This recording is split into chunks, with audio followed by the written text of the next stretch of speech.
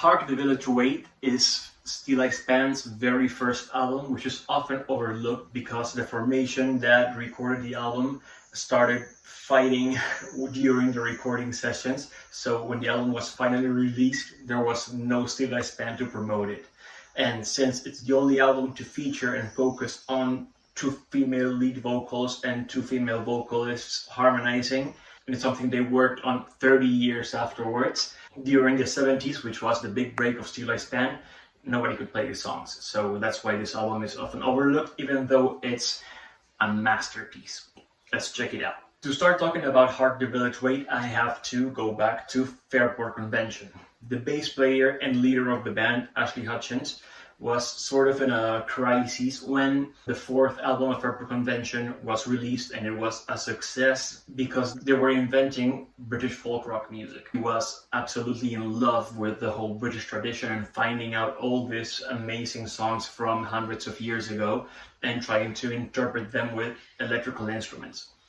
The band, Fairport, still had a lot of talent like Sandy Denny and Richard Thompson that were trying to write their own songs, so sticking to traditional music was not an option for them. There were other members like Dave Swarbrick that wanted to have this electric rock band play traditional music, but Ashley Hutchins wanted to do the other thing, be a folk band that plays traditional music and that happens to use electrical instruments, which is apparently something different. Since his vision was not being taken apart by the rest of the band, he freaked out and started checking out what else to do and tried to build a band. And the first person he joined with was Terry Woods from the Sweeney's Men, that were a folk band they were already working on traditional songs.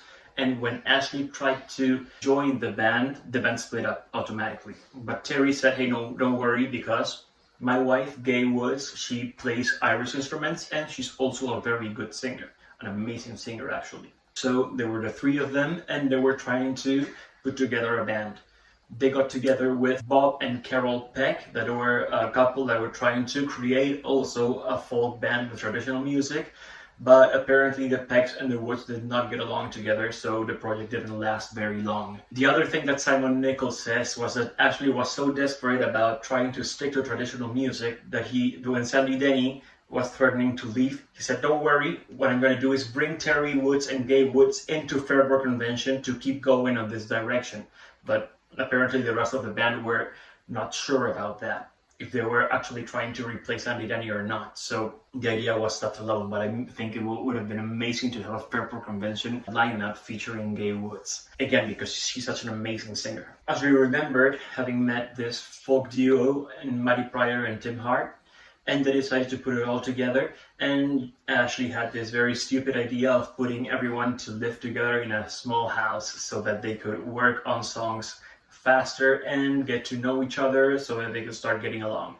As Maddie Pryor says, if you put this many people, unknown people, absolute strangers to each other, in one place under one roof that's very small, that's not going to create many friendships, it's going to explode. And that's what actually happened. Even though Gay Woods and Maddie kinda got along, and Gay Woods is known to have taught Maddie Pryor how to do Irish step dancing, Terry Woods and Tim Hart were discussing all the time. So there were these two couples and Ashley Hutchins standing in the middle trying to avoid the inevitable explosion. There was another point that was really kind of a breaking point within the new form Steeleye Span. That's that even though they were a band, there was no cohesion in the band, because Tim Hart and Maddie Pryor said, we're going to join this project, but we're not going to stop performing as a duo. What happened was that when the Sweeney's Men broke up, he had no job, and Gay Woods was working as a secretary because she knew how to type. So they were living on very, very short money.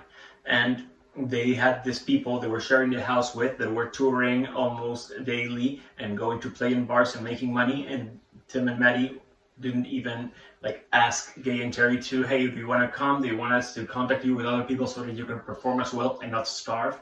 But that didn't happen. So they felt there was no camaraderie inside the band.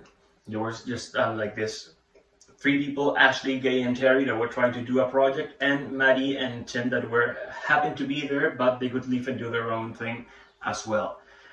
I don't think there's like a mean side and a good side, but I think Tim and Maddie suck at this point. The tensions were so hard within the band and within the house that they came to fist fighting between Tim Hart and Terry Woods. What Ashley did was make them promise that during their recording session, in front of the producers, in front of the label, they were going to behave. And they had like recorded this album in just 1 week when they got the studio. And the producers and the manager and the label representative said they thought this band was actually getting along very well and they thought they were going to be huge, until the guys got together and revealed that this was going to be a one-shot only, and the band had been created to only release this one wonderful album and then break up and never promote it because they were never going to perform live because they hated each other. That's what actually happened. They finished recording this album. At one point, there was this singer called Leanne Nichols. He summoned Steeleye Span, the vocalist, everybody except for Ashley, to perform and sing on two of the songs from his album, which is, I think it's called Horse Music, something like that. Which is cool because we never got to hear anything from these people. There's no bonus tracks because they did absolutely nothing else but record this album and leave before they would come to a fist fight. The Woods, being an Irish couple, brought a lot of Irish traditional songs, which sound amazing, and it's what rules over this album. The whole album has a lot of Irish influences and a lot of Irish instruments, which the Woods also brought with. It's all traditional songs, except for the first track, that's a calling on song written by Ashley Hutchins, but using the melody of a traditional song. So it's sorta traditional, but not quite.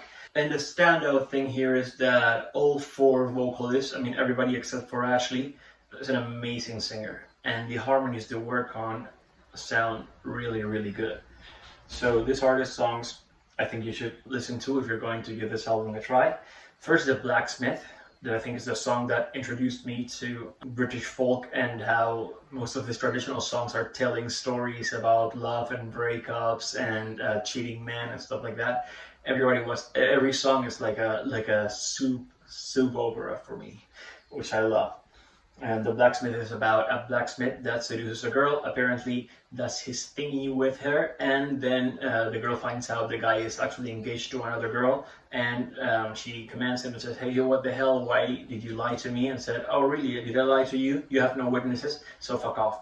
And the end. Then Dark-Eyed Sailor, which became one of my favorite songs for a very long time and introduced me into the whole drama from being a girl and being in love or married to or engaged to a guy that was going to sail into the new world and you were never sure if you were ever going to see him again. The same theme is for the next song, All Things Are Quite Silent, and My Johnny Was a Shoemaker, and The Lowlands of Holland. All of them are about the sea and sailors and girls that are in despair because they don't know if they're ever going to see their loved ones again. And all of the ones I mentioned are probably the ones I recommend the most. And the last song, One Night As I Lay on My Bed, is a song about a guy that's kind of hot in the middle of the night and he doesn't know what to do with his genitalia, so he decides to visit his loved one, even though she lives with her parents, knocks on her window, and they start debating if either she should open the window and let him in or close it and ask him to leave. Which is a very fun song because in the end there's sex involved. Some other songs that I think I should mention because they have like special stories. There's the Black Lake Miner, which is a story about labor abuse. They performed the song I think in the mid of the 70s with a different formation of Steeleye Span. And they didn't know that during the time they were performing this song, this concert, there was actually a miners' strike. So singing this song actually made the strikers and the workers and everybody like revolt louder and in a more violent way, which I think is amazing because they didn't even know that. As I said, Gay was teaching Matty Pryor how to do Irish step dancing, and they actually use it as an instrument of one of the songs called Copcha Home Fair. At the very end, Gawood starts playing the bodram with her hands and beating it like really strong, while both of them then start Irish step dancing on the floor, and it sounds amazing. I think you should check it out. Copcha Home Fair is an okay song. It's definitely a good song. It's a very good song, but The step dancing at the end is something I think you should pay special attention to. And then My Johnny Was a Shoemaker, which is a song I actually performed live a lot. It's the first song. It's the very first song I performed live with my best friend. People in Steeleye Span say they're not really sure how the song came to be because they were actually practicing it, and in the final take they decided to have just Gay and Maddie sing it a cappella while harmonizing. And it's just the two girls singing without any kind of musical instrumentation, which I think sounds also really well, even though all the guys in this album played really good. When the album was released, of course, it was inevitably compared to the predecessor, which was Fairport Convention's Legion Leaf, and Hark the Village Wait was praised, and they thought it was a very good follow-up album to Legion Leaf. And it was musically very rich and very innovative, and everybody was in love with it, and everybody wanted to talk about it. They didn't sell anything, was like didn't work that well commercially speaking, but musically speaking, and for the whole beginning of the folk rock, British folk rock traditional music, it's considered like a stepping stone. Even Richard Thompson from Fairport Convention, and later from Richard and Linda Thompson, says Hark the Village Wait is an amazing album because of the vocal harmonies and the musical arrangement they managed to work on there, even though everybody hated themselves in there. So historically, it's very much relevant. What happened after this was that they promised that this was a one thing only project, and afterwards they would each go on their own, and the Steeleye Span thing would stay there. Ashley Hutchins, Tim Hart, and Matty Pryor broke the promise, and they got together again, this time with Peter Knight and Martin McCarthy, and built the second stage of Steeleye Span, which made Gay and Terrorwoods really mad because they were supposed not to use the name, but they did anyway. So then Steeleye Span became the British folk rock band that was most commercial. They even had a top 10 hit on All Around My Hat in the middle of the 70s.